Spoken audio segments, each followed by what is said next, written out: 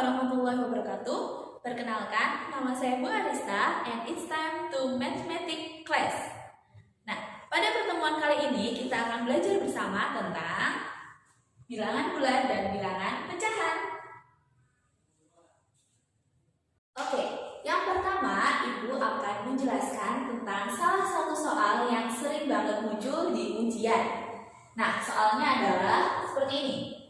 Pada sebuah perlombaan matematika, terdiri dari 40 soal dengan aturan jawaban benar mendapatkan skor 3, jawaban salah mendapatkan skor negatif 1, dan tidak menjawab mendapatkan skor 0. Jika Nana berhasil menjawab benar 26 soal dan 3 soal tidak dijawab, maka skor yang diperoleh Nana adalah. Nah, yang pertama, kita harus mulai menuliskan aturan penilaiannya.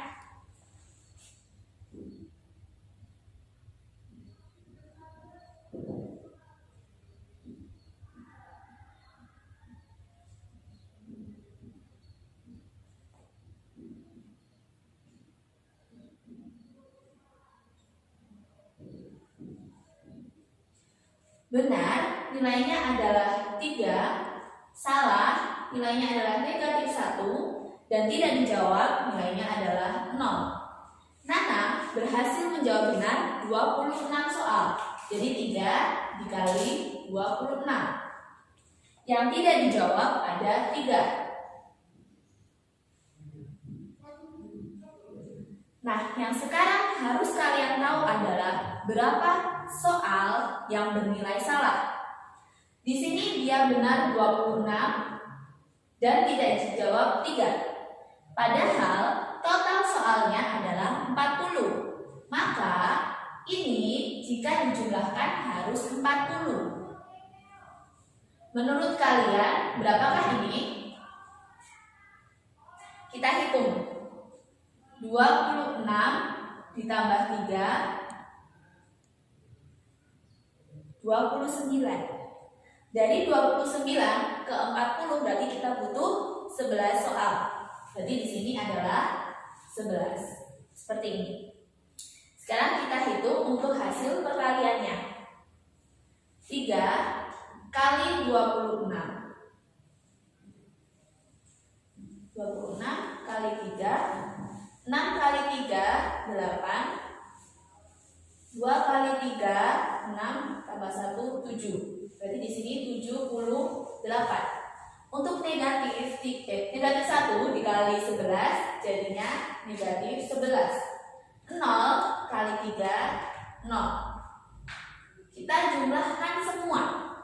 Jadi jawaban benar, jawaban salah, dan tidak dijawab kita jumlahkan semua. Hasilnya adalah 67. Jadi skor yang diperoleh adalah 67. Nah, sekarang kita akan belajar tentang bilangan pecahan. Nah, bilangan pecahan ini ada dua, ada bilangan pecahan biasa dan bilangan pecahan campuran. Yang mana bilangan pecahan ini bisa diubah menjadi bilangan desimal dan sudah pernah kalian pelajari di SD, iya kan? Sekarang untuk bilangan pecahan, yang pertama adalah tentang mengurutkan.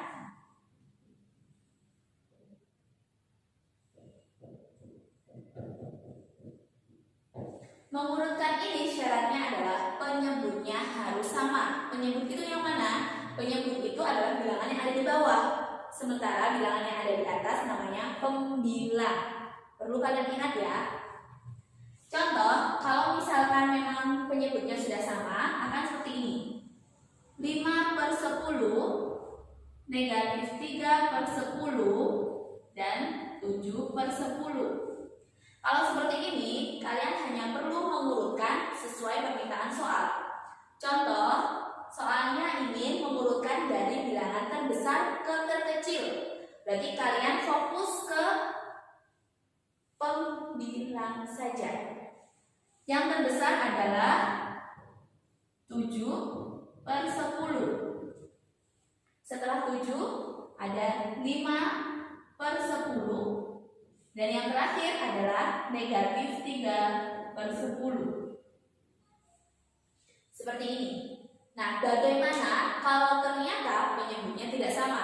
Contoh, 2/3, 1/4, dan 1/2. Seperti ini ya contohnya. Kita harus menyamakan dulu penyebutnya.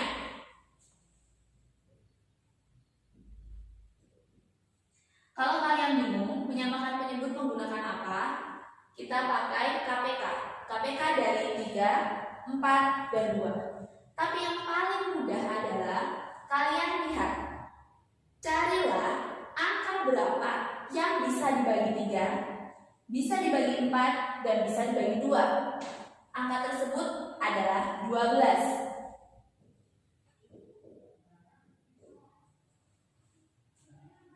Kalian tulis aja dulu 12. Setelah itu kita cek 3 ke 12 kalian kali berapa? Dikali 4. Kalau bawahnya kamu kali 4, berarti atas harus dikali 4 juga. 2 kali 4 jadi 8. Sekarang kita ke bilangan berikutnya. 4 ke 12 dikali berapa? Kita kalikan 3. Atasnya juga harus dikali 3. Ketemunya adalah 3. 2 ke 12 dikali 6.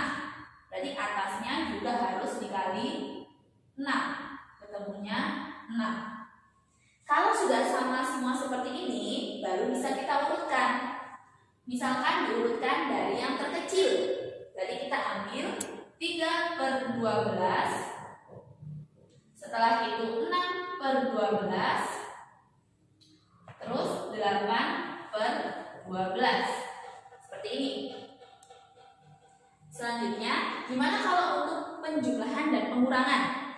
Untuk penjumlahan dan pengurangan sama. Kita harus menyamakan dulu penyebutnya jika memang penyebutnya berbeda.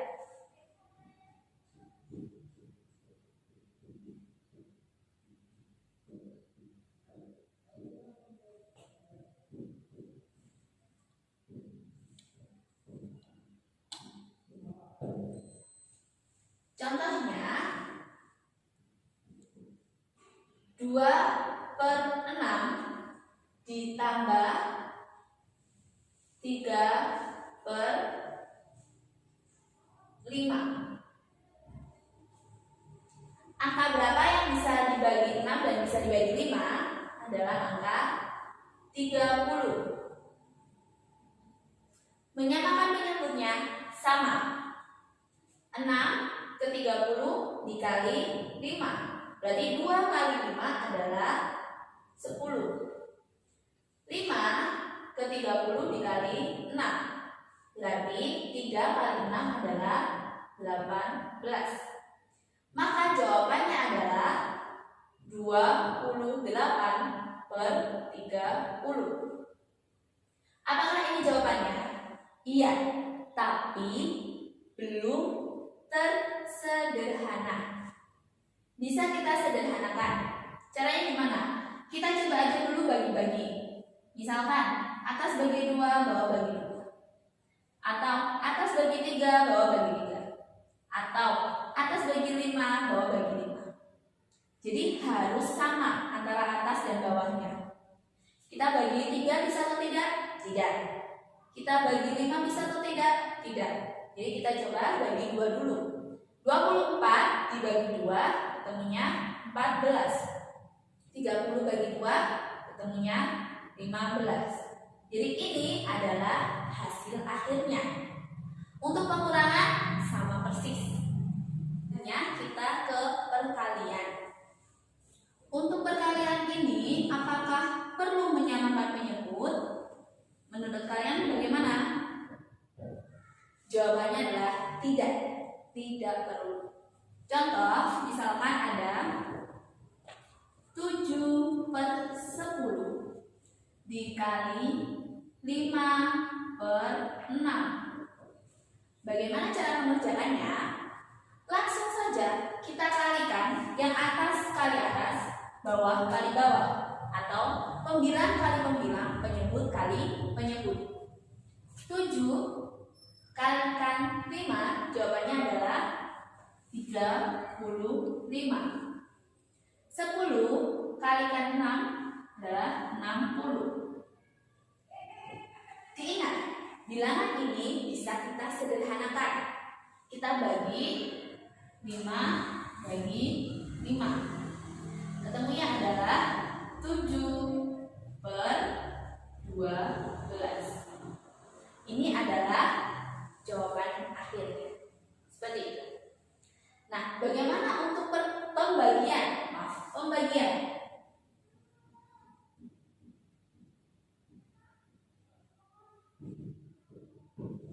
Pembagian ini juga tidak perlu menyamakan penyebut. Contoh soalnya adalah 2/3 dibagi